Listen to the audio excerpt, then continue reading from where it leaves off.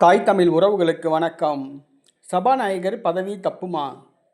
சபாநாயகர் பதவி தப்புமா என்ற தலைப்பில் இந்த காணொளியை காண்கிறோம். சபாநாயகர் அப்பாவு இவர் திருநெல்வேலி மாவட்டத்தை சார்ந்தவர். ஆரம்பத்தில் தமிழ் மாநில காங்கிரஸ் கட்சி சட்டமன்ற உறுப்பினராக இருந்தார்.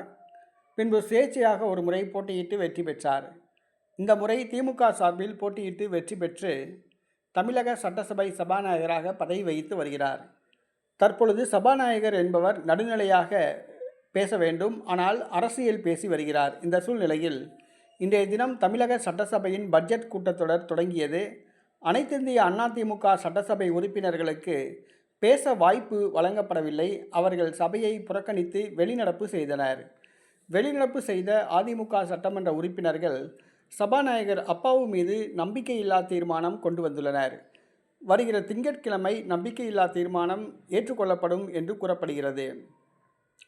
சபாநாயகர் அப்பாவு மீது நம்பிக்கையில்லா தீர்மானம் அதிமுக கொண்டு வந்துள்ளது. இந்த நம்பிக்கையில்லா தீர்மானத்தில் மூலமாக சபாநாயகர் அப்பாவு பதவி நீக்கம் செய்யப்படுவாரா, பதவி இழப்பாரா என்ற கேள்வி எழுந்துள்ளது.